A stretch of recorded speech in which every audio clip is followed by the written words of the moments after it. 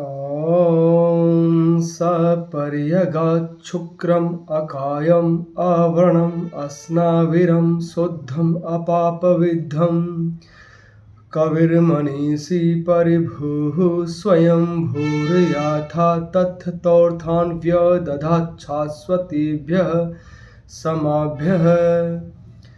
सभी धर्म प्रेमी सज्जनों को मेरा सादर नमस्ते।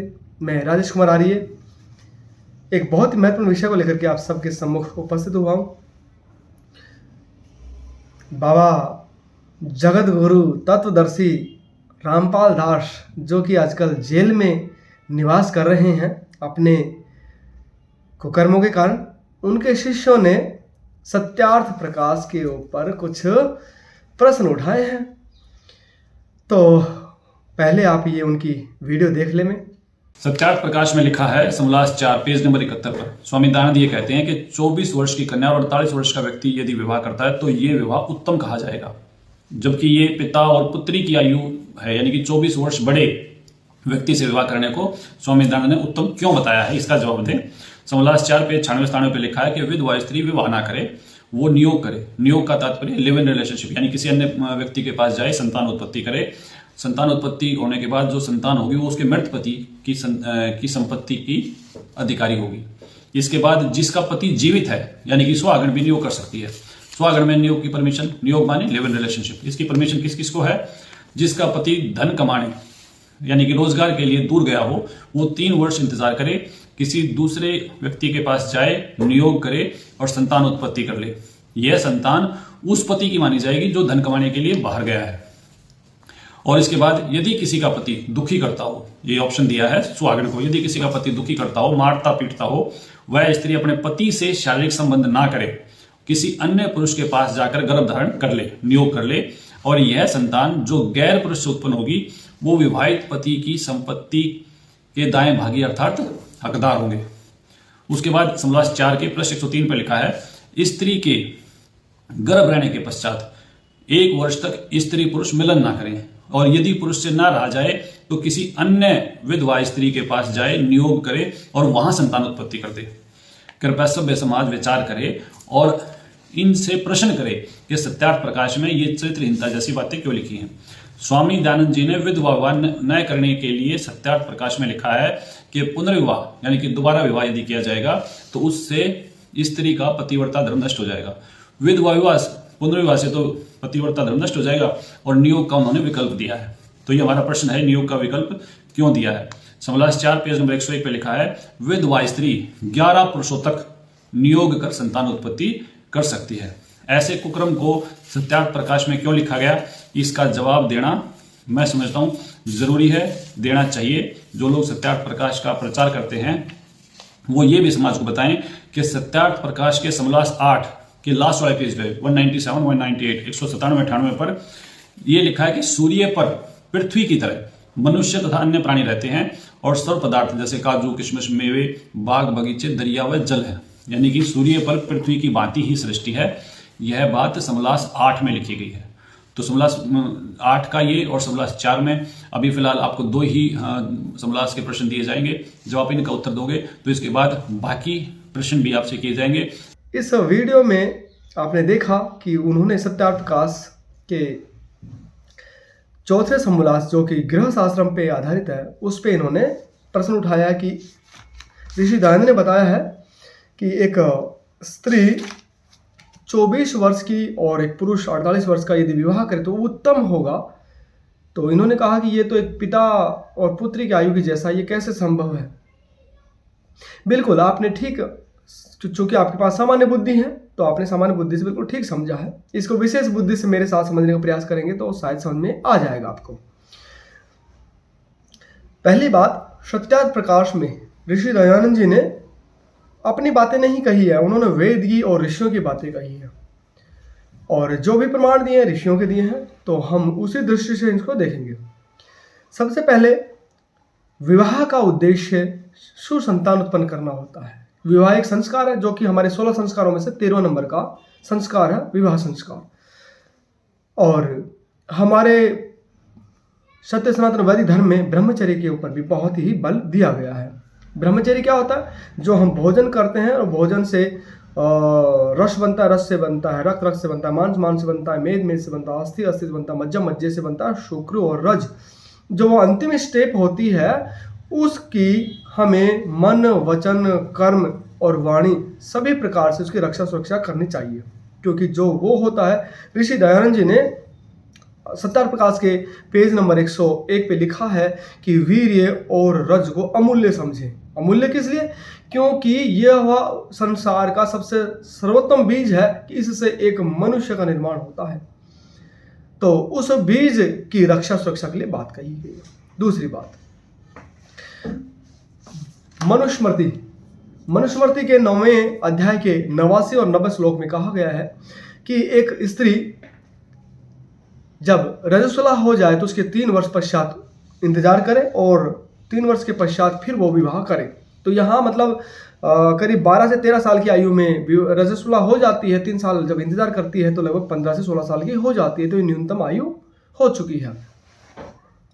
और यहाँ पर हमारे यहाँ पे जब ब्रह्मचर्य आश्रम चलता था तो जहाँ 4 आश्रम है, ब्रह्मचर्य, गृहस्थ, वानप्रस्थ और संन्यास, तो ब्रह्मचर्य आश्रम भी हमारा जन्म से लेकर के और 25 वर्ष तक बताया गया है। तो इस आधार पर भी एक पुरुष की जो आयु है विवाह की, गृहस्थ आश्रम जब शुरू होता तो 25वें वर्ष में शुरू होता, तो 25 वर्ष इससे भी निर्धारित की जा सकती। वहीं मनुस्मृति के अगले श्लोक में लिखा है, 89वें श्लोक में लिखा है 9वें अध्याय के में, कि स्त्री चाहे आजीवन अपने पिता के घर पे कंवारी बैठे रहे लेकिन निकृष्ट धूर्त गलत आदमी से विवाह ना करे। तो विवाह का मतलब केवल मजे लेना नहीं है, यहाँ सुसंतान उत्पन्न करना है, ये आप ध्यान रखिएगा। दूसरी बात, जो आयुर्वेद है, आयुर्वेद में भी यदि हम देखते हैं कि एक स्त्री की न्यूनतम बच्चे पैदा करने की जो क्षमता पूरी होती है वो 16 वर्ष दे रखी है। वहीं जब हम आयुर्वेद में पुरुष की आयु देखेंगे बच्चा पैदा करने के लिए, पिता बनने के लिए, तो वहाँ उन्होंने 24 से 25 वर्ष आयु बतलाई है। तो यहाँ पर भी ऋषि दयानंद बिल्कुल ठीक ठहरते हैं। अब बात आती है कि स्त्री की 16 से बढ़ा करके 24 और पुरुष की 25 से बढ़ा करके 48 वर्ष। अब इस उदाहरण को एक उदाहरण के माध्यम से समझेंगे इस बात को कि जैसे एक आम लगा हुआ है पेड़ पे और मेरा बेटा कहे कि पिताश्री इसको तोड़ के खा ले क्या, तो मैं ये कहूँ कि बेटा खा तो सकते हैं, लेकिन यदि हम इसको 2 दिन और रहने दे इसी पेड़ पे तो और अच्छे से पक जाएगा, तब इसमें जो गुण है और उत्तम हो जाएंगे, तब खाएंगे तो बड़ा आनंद आएगा। तो वैसे ही किसी भी एक अवस्था की न्यूनतम आयु होता है और एक अधिकतम आयु होती है।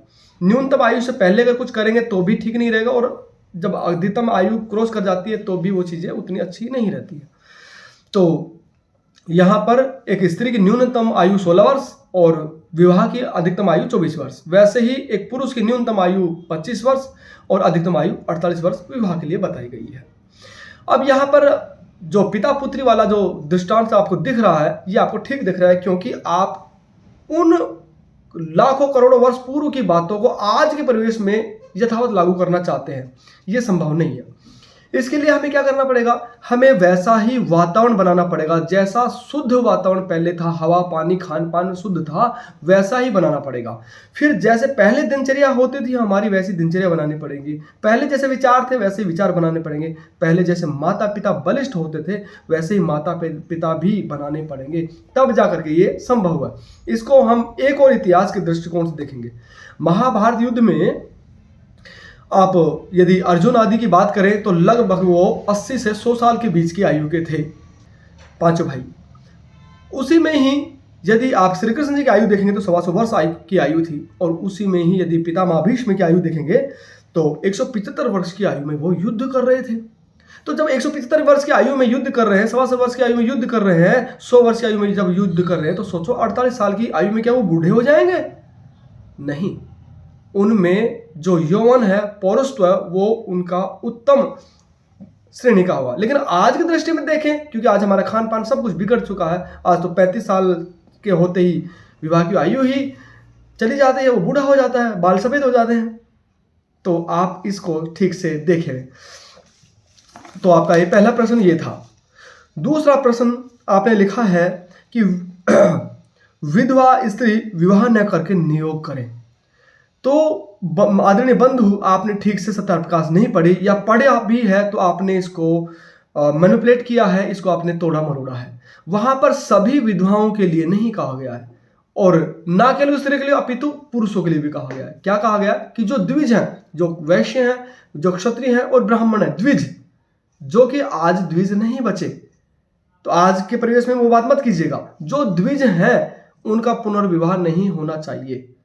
हाँ, पुनर्विवाह किसका हो? या तो बिल्कुल कंवारी कन्या, या बिल्कुल पुरुष, या अक्षत योनि और अक्षत वीर्य का ही विवाह होना चाहिए। ये आप समझिएगा। दूसरी बात, नियोग क्यों करना है? ऋषि दयानंद ने सत्यार्थ प्रकाश के पेज नंबर 97 पे कहा है कि जो जितेंद्रिय रह सकें वो विवाह और नियोग भी ना करें। तो ये सब पे मत थोपिए ना, विवाह भी सबके लिए नहीं है। जो यदि जितेंद्रिय रह सकता तो वो ब्रह्मचर्य रह करके खुद का भी और इस संसार का भी उपकार करे, और जो नहीं रह सकते हैं तो वो विवाह करे। अर्थात विवाह का उद्देश्य है कि वो व्यभिचार आदि ना करें। ठीक है, इसीलिए आपने आगे लिखा है, तीसरा प्रश्न आपने छोड़ा है कि सुहागन भी नियोग करने की अनुमति है। सुहागन कब है? जब उसका पति यदि विदेश में धन कमाने चला जाए, विद्या के लिए चला जाए, तो वो नियोग कर सकती है।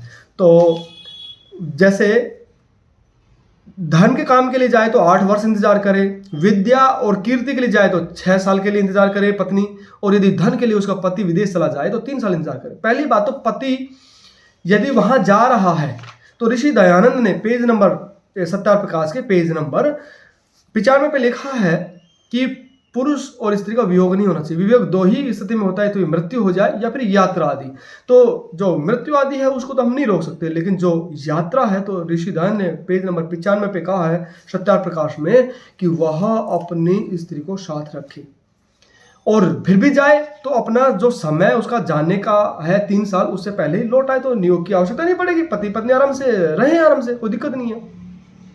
तो इसको भी आप ध्यान से पढ़ेंगे, देखेंगे। इसी में आगे आपने कहा कि जो पति मारपीट करता हो तो स्त्री किसी से भी जाकर के नियोग कर ले। देखो, विवाह होता है संतान उत्पन्न करने के लिए, और संतान होता है बिल्कुल जहां पे हृदय मिलता हो।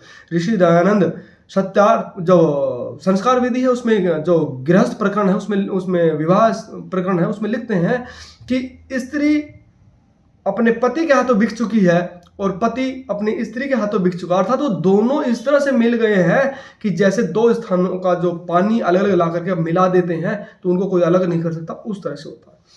तो जो मारपीट करता हो वो स्त्री प्यार से या कैसे उसके साथ में संयोग कर सकती है, आप बताइए।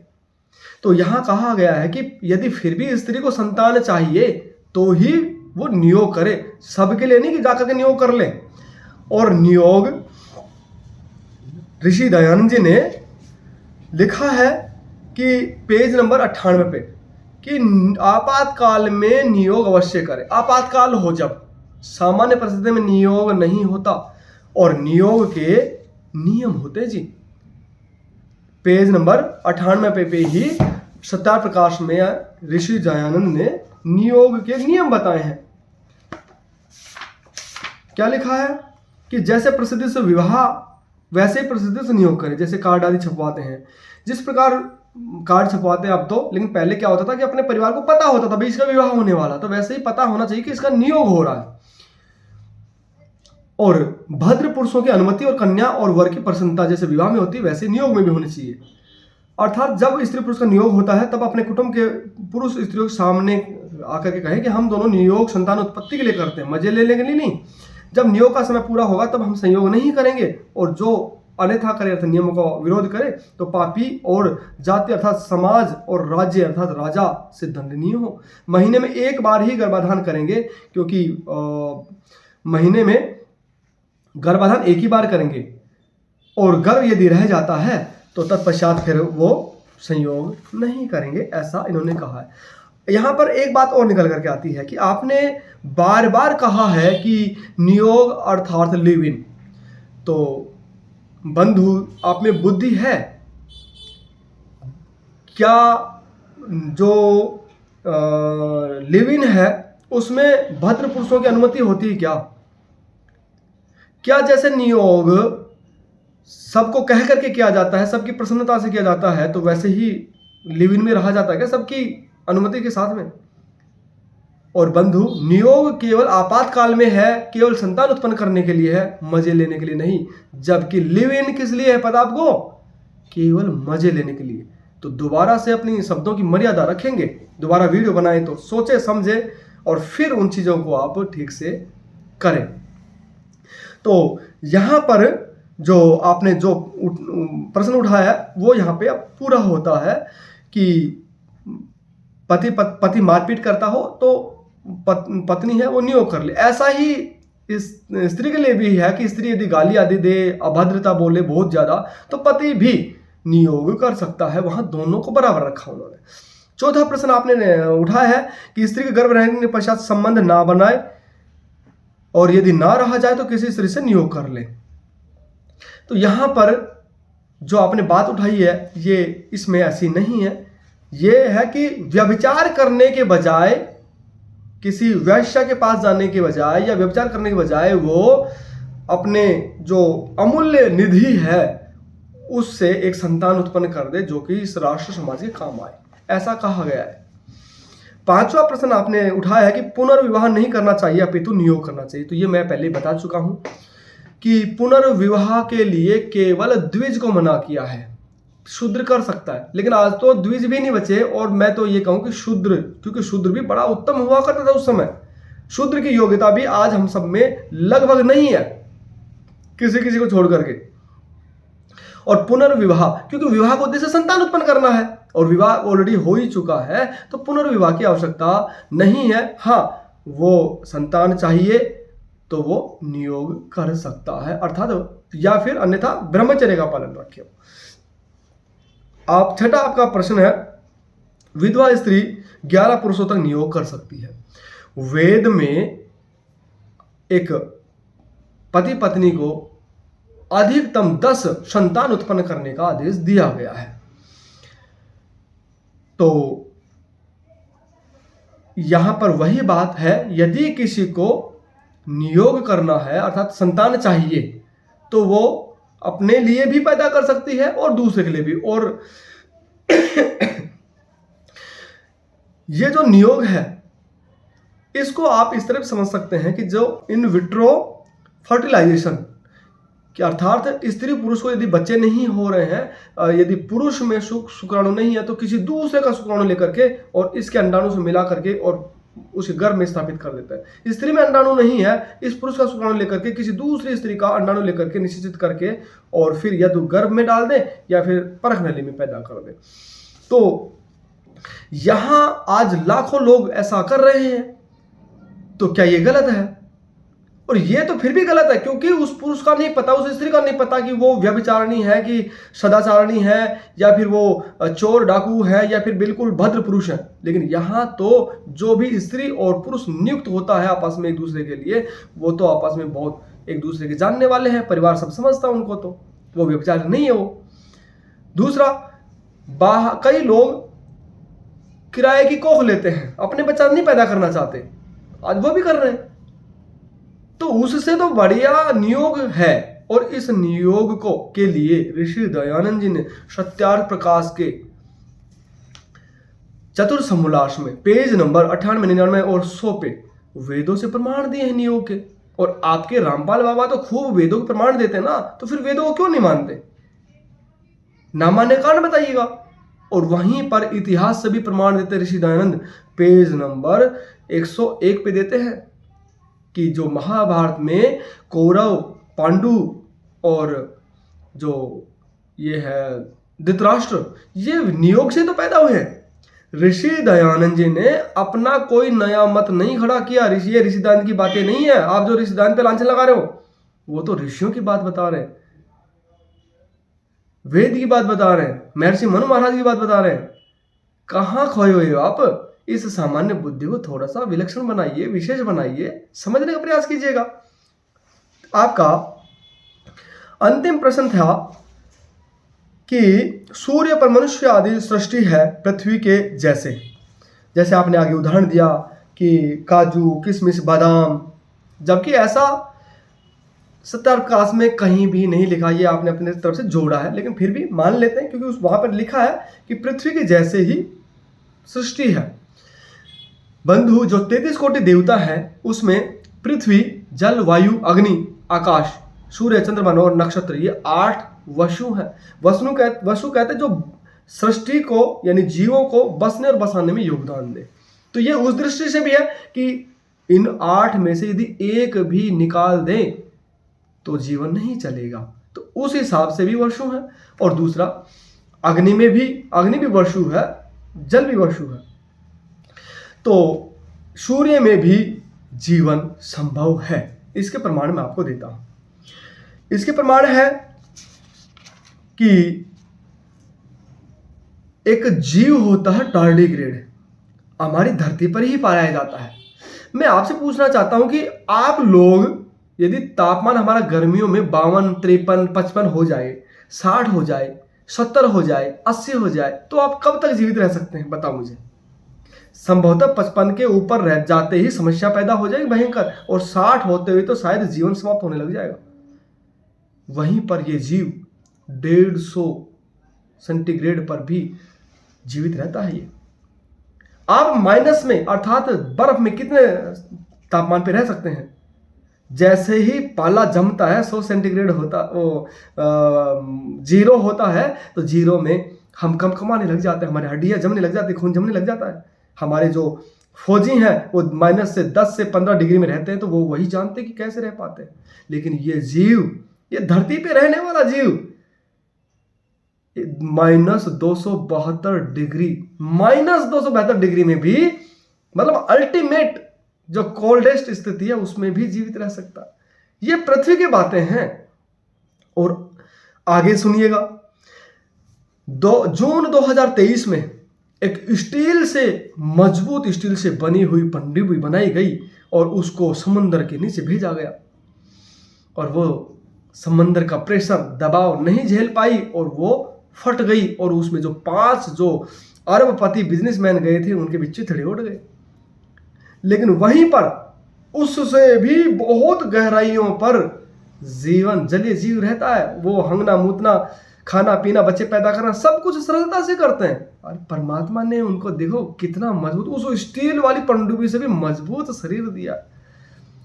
ये संभावनाएं बता रहा हूं कि क्या क्या हो सकता है। जहां आप और हम नहीं जा सकते, वो स्टील की पनडुब्बी फट गई तो हमारी तो औकात ही क्या है, लेकिन वहां पर जीवन है, वो कैसे चलता है आगे देखिएगा। ऑस्ट्रेलिया में फरवरी 2020 में आग लग गई थी जंगलों में। वो आग 6 महीने तक जलती रही। 18,000 हेक्टेयर वन नष्ट हो गया, और उस वन में करीब 1 अरब वन्य प्राणी नष्ट हो गए जल करके। 6 महीने तक जलती रही, धधकती रही। वहीं पर एक लाल रंग का घोंघा जीवित रहा, और एक नहीं, वो 50 जगह देखा गया उसी जंगल में जल रहे में। वो कैसे बच गया? यानी इस ब्रह्मांड में हम अल्पज्ञ हैं, हमने इतना सा जाना है। यदि इन वैज्ञानिकों से पूछा जाए कि तुमने ब्रह्मांड के बारे में कितना जाना है, तो कह रहे 5% जाना है। तो बाकी 95% में क्या क्या हो सकता है, विचार करें।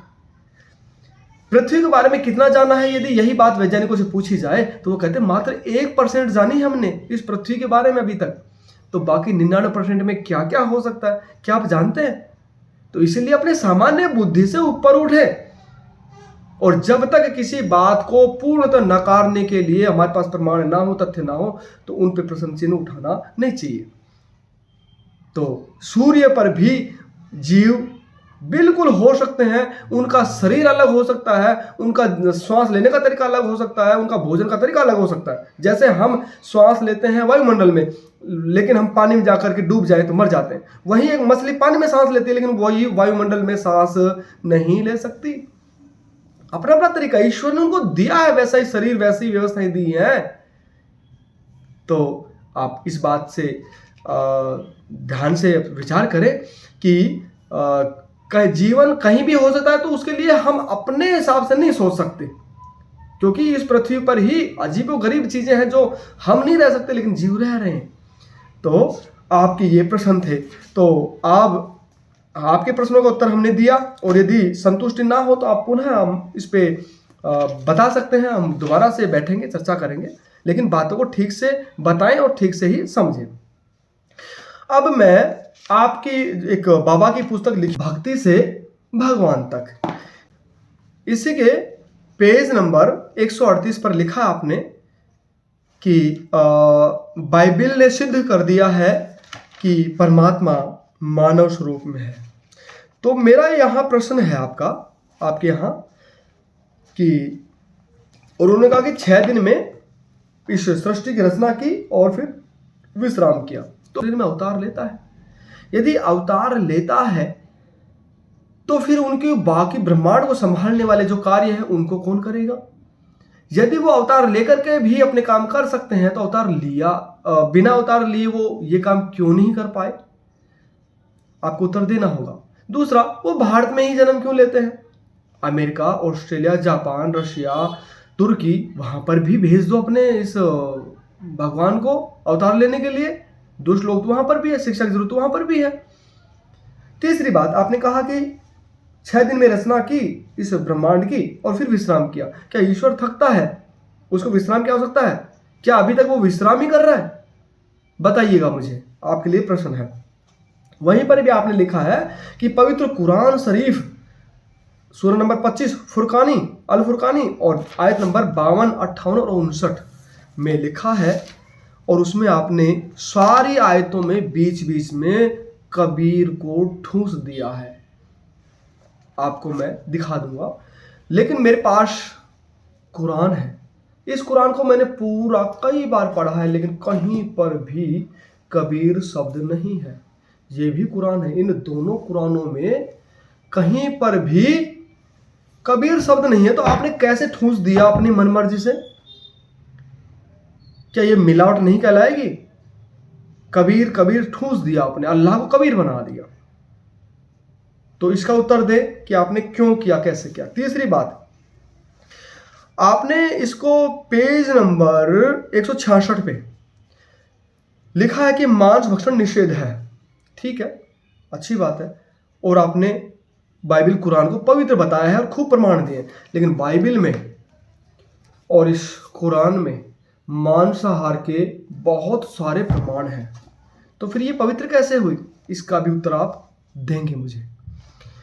चौथा प्रश्न है, ज्ञान गंगा में पेज नंबर 303 पर आपने यजुर्वेद का एक मंत्र का उदाहरण दिया है, 8वें अध्याय का 13वां मंत्र। उसमें लिखा है पूर्ण परमात्मा पापी से पापी व्यक्ति के भी संपूर्ण पापों को नाश कर देता है। अगर पहली बात तो यजुर्वेद के में ऐसा लिखा ही नहीं है। दूसरी बात, यदि ईश्वर माफ कर देगा तो फिर ईश्वर न्यायकारी कैसे होगा? मैं खूब पाप करूं, खूब व्यभिचार करूं, खूब चोरी करूं, डकैती करूं, बलात्कार करूं, और फिर ईश्वर मुझे माफ कर दे, तो ईश्वर न्यायकारी है क्या? नहीं ना। सिद्ध करे कि ईश्वर अन्यायकारी है, न्यायकारी है, और न्यायकारी यदि है तो वो किस तरह से पापों को माफ कर सकता है? क्योंकि आप गीता को भी बहुत प्रमाण मानते हैं, इसमें भी लिखा है अवश्यमेवं भोक्तव्यम कृतम कर्म शुभाशुभम, कि किए हुए शुभ और अशुभ कर्मों को तो अवश्य भोगना पड़ेगा। ये कह रही है भगवान श्री कृष्ण कह रहे हैं। आप उससे विरुद्ध जाकर के ये कहाँ से अर्थ ले आए, इसका भी आप उत्तर देंगे। आशा है कि आपकी शंका का समाधान हुआ होगा। नहीं भी हुआ और यदि कोई और भी प्रश्न हो तो मुझ तक पहुंचाने की कृपा अवश्य करें। मैं जितनी मेरी बुद्धि योग्यता है मैं उनका उत्तर देने का प्रयास करूंगा, और आशा करता हूं कि आप भी समय रहते हुए आपसे किए गए प्रश्नों का उत्तर अवश्य देंगे। और इसी के साथ एक और है कि आपके बाबा रामपाल एक वीडियो में कह रहे हैं, परमात्मा का नंबर आया कि जी मंत्र सुनाओ। वहाँ एक भैंसा घूम रहा था, आसपास चल रहा था चारा, छोटा सा एक भैंसा। उसको कहा भैंसा राम इधर आना। परमात्मा ने ऐसे किया, भैंसा राम, वो ऐसे देखा कि आजा। वो आगे खड़ा हो गया परमात्मा कबीर जी के पास कि पंडित जियों को वेद मंत्र सुना, कर पे हाथ मार दिया कमर पे। अब जोटा लग गया सुनाने, कबीर अंगारी असी बम भारी असी स्वर ज्योति रत धामा असी। उन चारों वेदों एक मंत्र सुना दिया और सब हैरान। जोटा बोला, परमात्मा बोले जा जोटा राम राम बना के भंडारे में खा ले रोटी, मैं तो वहीं खा लूंगा भाई जहाँ और खा रहे हैं। आपने इसमें देखा कि वो कह रहे हैं कि उनका कबीर अवतार लेकर के, ईश्वर कबीर रूप में अवतार लेकर के और कहीं जीवने के लिए आता है, लेकिन कबीर जी को संस्कृत नहीं आती थी। ईश्वर को भी, जो सर्वज्ञ है, उसको भी संस्कृत नहीं आती। उसने क्या किया कि एक भैंसे को बुलाया, भैंस यानी झोटे को, भैंसे को बुलाया और उसके ऊपर हाथ रख दिया और उससे वेद मंत्र बुलवा दिए। क्या गजब की बात है! क्या ईश्वर को, परमात्मा को ऐसे निकृष्ट चमत्कार करने की आवश्यकता पड़ती है क्या? ये ब्रह्मांड जो रचना कर दी, मतलब ईश्वर का परिचय देने के लिए ये पूर्ण नहीं है क्या? इसका भी आप उत्तर देंगे कि ये कैसे संभव है, और वैज्ञानिक दृष्टिकोण से भी इसको मुझे प्रमाण दे करके इसको, और किसी भी आर्ष ग्रंथ से भी ऐसा प्रमाण देंगे, वेद से या मनुस्मृति आदि से, कि जिससे भैंस या भैंसे से आप वेद मंत्र बुलवा सकते हैं और अर्थ भी करवा सकते हैं। आप सबने मुझे धैर्य से सुना, इसके लिए बहुत बहुत धन्यवाद, आभार, सादर नमस्ते जी।